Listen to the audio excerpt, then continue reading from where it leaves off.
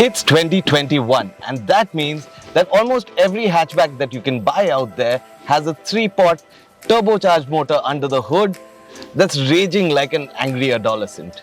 But what of the naturally aspirated purists? What do they have left to get? Well, there's always this, the Maruti Suzuki Swift.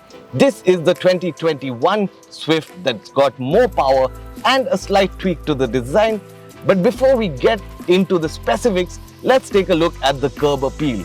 Welcome to the AutoToday show. My name is Dipayan Datta and this is our review of the 2021 Swift.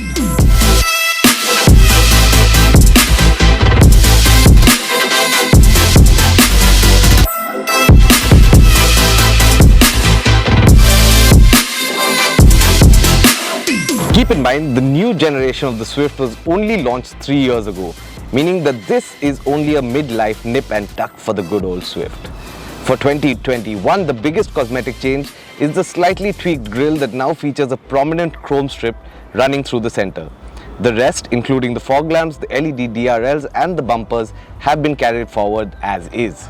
Thanks to the new fascia though, the 2021 Swift's fresh appeal is instantly recognizable, setting it apart from the previous model.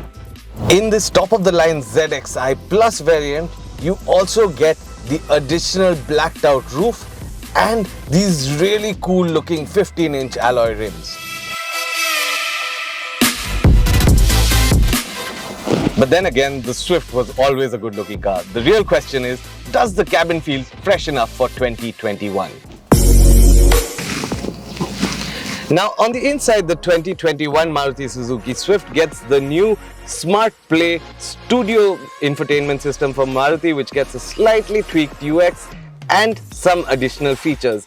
The instruments have been tweaked too, and you now get a digital MID screen inset between the two round analog meters.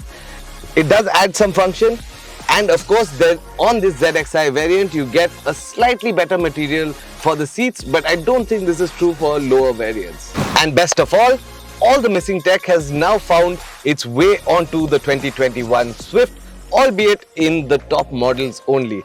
The 2021 Swift gets cruise control, follow me home lamps, and all in all the interiors seem familiar, but the added tweaks will definitely add some weight to the new Swift's value proposition.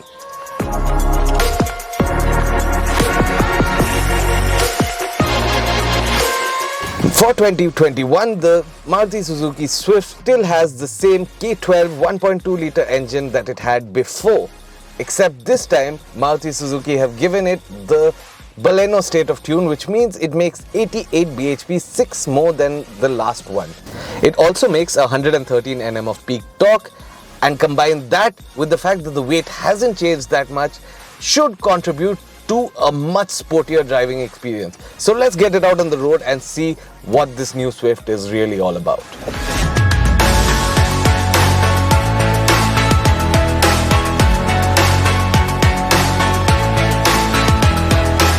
Now the first thing you're going to notice is how refined this 4-cylinder motor is. When you're off the gas, you cannot hear it. At idling, you cannot hear it.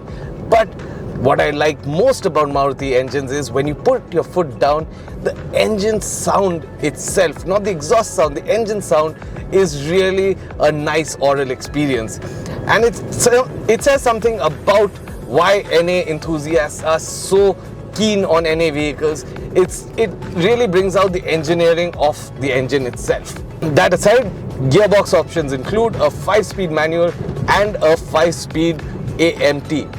Now the one that we have on test is of course the AMT, which is a bit sluggish between shifts, and the head nod is still very much there, but it is a whole lot better than before. I also suspect that the 5-speed manual will be a lot more engaging to drive, but on the up and up, Maruti says that both these cars have a claimed efficiency of above 23 kmpl ARAI certified, which means you should get around 19 to 20 on regular use, which is pretty efficient even despite being a full-size non-forced induction motor. In matters of safety too, this 2021 Swift also has a few aces up its sleeve.